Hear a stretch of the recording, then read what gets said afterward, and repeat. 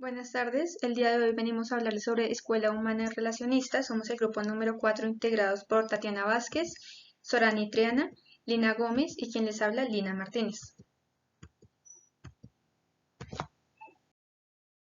Primero hablaremos sobre el concepto. La Escuela de Relaciones Humanas se produce como una oposición a la teoría clásica de la administración, dándole gran importancia al recurso humano dentro de las empresas. Para comenzar, esta teoría es conocida como Escuela Humano-Relacionista, puesto que asigna una gran importancia a la conducta humana, poniéndole a las personas o al recurso humano arriba de las tareas o estructura de la empresa. Lo más importante es que busca mejorar la productividad de la empresa usando elementos de la psicología y la sociología, es decir, que antepone el factor humano de los aspectos técnicos de la teoría clásica y de la administración. Desde luego, a raíz de esta teoría administrativa, sufre grandes cambios dentro de todos sus principios, dándole que por primera vez al factor humano empieza a ser parte importante dentro de la administración de las empresas. Origen. A comienzos del siglo XX comenzaron a desarrollarse una serie de estudios de Harvard en los que se vincularon la ciencia de la administración con las relaciones humanas. Luego de esto, en 1911, se impartió una serie de cursos que dieron inicio al enfoque psicológico de la ciencia administrativa. Gracias a esto se introdujo las creencias de que el elemento humano era lo más importante de cualquier empresa, siendo este el que mantiene viva y activa con altos niveles de producción. En estos momentos históricos ya se había introducido una serie de formas que consiguieron la mejor calidad de vida de los empleados, como por ejemplo la introducción de periodos de descanso, la disminución de la jornada laboral y la aplicación de ciertas variantes en el sistema de pago.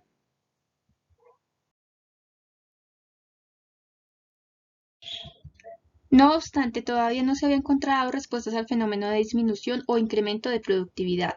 Luego de la llevada declaración de Elton Mayo, se pudo corroborar que la productividad aumentaba debido a ciertos factores sociales, como por ejemplo la moral de los trabajadores o el sentido de pertenencia.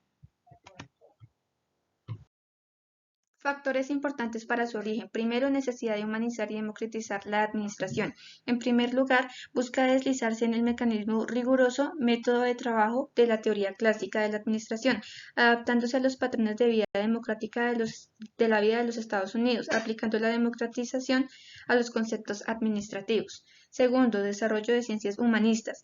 En segundo lugar, tomó como base los conocimientos y conceptos de la psicología y sociología para aplicar en las organizaciones industriales. La psicología y sociología trataba de demostrar que los métodos de la teoría clásica resultaban inadecuados.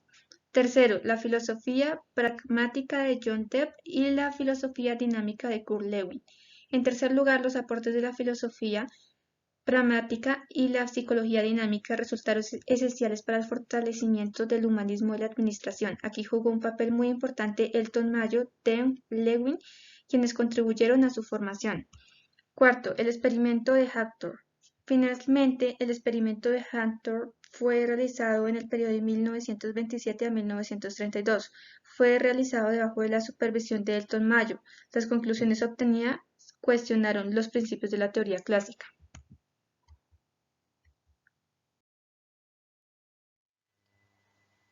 Características de la escuela humano-relacionista. Una de ellas es el enfoque principal de esta escuela, que está dirigido hacia las personas y sus distintas conductas. También la escuela basa sus planteamientos en la importancia del factor social dentro de los procesos de producción. En otra, pues apela por la autonomía del empleado y apuesta por la confianza y la apertura entre las personas que conforman el núcleo empresarial.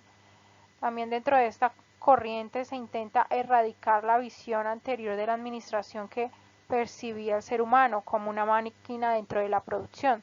Por ende busca comprender al hombre dentro de su entorno laboral, no como un ente aislado, sino como un ser social que apoya en el colectivo. Estudios de Houdron. Elton Mayo llevó una serie de experimentos en la empresa Western Electric Company, a los que llamó estudios de Houdron. Esta investigación tuvo como finalidad determinar la relación entre la eficiencia de los obreros y la satisfacción del hombre dentro de los niveles de producción. En 1927, el Consejo Nacional de la Investigación decidió llevar a cabo un nuevo experimento en la empresa Western Electric Company, ubicada en el barrio de Houdron, Chicago. Estos estudios se dividieron en 4 fases. La primera fase consiste en aumentar la iluminación de los talleres, también controlando la temperatura y el ambiente. El objetivo de este experimento era comprobar si la baja productividad se debía a factores ambientales, pues esto se realizó en 3 talleres seleccionados donde se realizaban trabajos homogéneos. Llegaron a la conclusión que los cambios de la iluminación no se correlacionaban con la productividad, aunque había una tendencia en el incremento de producción. Segunda fase. Se realizó un registro experimental de las condiciones de trabajo en horarios normales para luego medir el ritmo de producción. La percepción de los obreros consistió en una mejora de sus esfuerzos individuales luego de haber sido incentivados con el salario. Se introdujeron algunos minutos de descanso laboral entre las mañanas y la tarde. También se estableció una semana de trabajo que hubiese 5 días laborales, dejando un sábado libre. En 1923, Mayo dirigió una investigación en una fábrica de textiles ubicada en Filadelfia, donde había serios problemas de producción y la empresa sufría de rotaciones anuales de personas hasta un 250%. Para resolver este problema, el psicólogo decidió introducir un periodo más amplio de descanso y les permitió a los obreros decidir en qué momento pasarían las máquinas. Al poco tiempo surgió la solidaridad entre los compañeros de trabajo, por lo que aumentó la producción y se redujo la rotación. Tercera fase. Se inicia el programa de entrevistas para empleados. En 1928 se inicia el programa para conocer las actitudes y sentimientos de los trabajadores, así como para oír sugerencias en cuanto al trato de los supervisores. En función de esto se creó la División de Investigaciones Industriales. Cuarta fase. Análisis de la organización informal de los operarios. Se escogió un grupo especial para trabajar en una sala experimental. Un observador estaba dentro de la sala. El sistema de pago estaba basado en la producción del grupo. El observador pudo constatar dentro de la sala a los operarios desarrollando uniformidad grupal. Consideraba delatar el miembro que perjudicara a algún compañero y presionaban a los más rápidos para que estabilizaran la producción. Ventajas. Una de las ventajas principales de la escuela humano-relacionista de la administración es que incorporó un trato más humano con los trabajadores. Esta escuela se enfoca en el bienestar físico y psicológico del empleado, ya que esto podría garantizar un incremento en la producción. Otra de las ventajas de esta escuela es que permitió el estudio del hombre como un ser social que pertenece a un colectivo y que no puede ser abordado sin tomar en cuenta su entorno laboral. Por esa razón, la escuela humano-relacionista defiende la optimización del área de trabajo. Desventajas. La escuela humano-relacionista ofrece una única desventaja tangible y consiste en el hecho de desligarse de tal forma de la administración científica, los empleadores o investigadores pueden caer en subjetividad o en sentimentalismos que los desvían del objetivo original, que consiste en garantizar la producción de las empresas.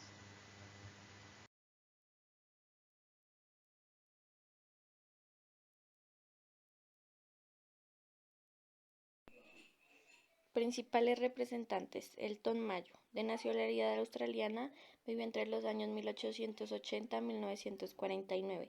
Es conocido como psicólogo, sociólogo, investigador y profesor. Ayudó al desarrollo de la sociología industrial en los Estados Unidos. Realizó estudios e investigaciones en algunas fábricas de los Estados Unidos. El propósito era demostrar que las relaciones sociales eran determinantes en la productividad de las empresas, lo que le permitió fundamentar sus teorías sobre las relaciones humanas que aún siguen vigentes. Asimismo, recalcó sobre aspectos importantes como las necesidades emocionales de los empleados. Estas podían incidir en su nivel de productividad. Incluso llegó a concluir que cuando las relaciones laborales son positivas ejercen una mayor motivación en los empleados incluso frente a los incentivos económicos. Kurt Lewin, psicólogo estadounidense de origen alemán que vivió entre 1890 y 1947. Los puntos más importantes que consideró fueron la motivación y la frustración, por lo que relacionó el aspecto psicológico del individuo como determinante en su productividad. Afirmaba que un trabajador enfrenta situaciones positivas y negativas, acepta las positivas y rechaza las negativas. Investigó sobre la motivación y la atención, cómo afectan la competitividad empresarial y el logro de objetivos.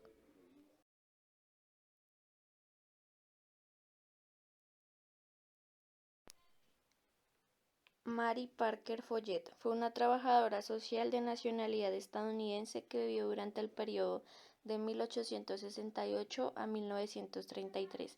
Los elementos que estudió son los relacionados con la administración, la coordinación y el mando. En efecto, se oponía a la teoría clásica porque consideraba que no tomaba en cuenta los elementos psicológicos. Escribió un libro titulado La administración como profesión, el cual influyó para que se tomaran en cuenta los aspectos psicológicos en la administración. Les daba importancia a los conflictos en las relaciones humanas y cómo afectaban a las empresas. Vilfredo Federico Pareto fue un reconocido sociólogo, economista, ingeniero y filósofo italiano que se interesó por el bienestar de los empleados y la relación de estos con los niveles de producción. Sus postulados sirvieron de inspiración para las investigaciones posteriores de Elton Mayo. Una de las premisas más importantes de Vilfredo Pareto consistió en afirmar que los individuos actúan según sus elementos instintivos residuales, dejando de lado el factor lógico racional. Por esta razón, la teoría de la distribución de la riqueza mostraba unas cifras en el papel que no se visualizaban en la realidad.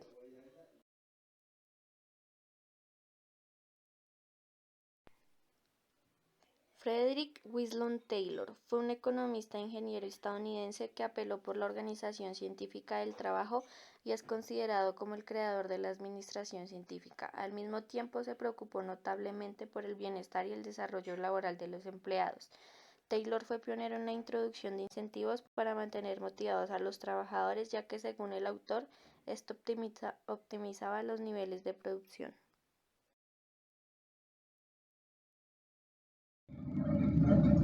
Gracias por su atención.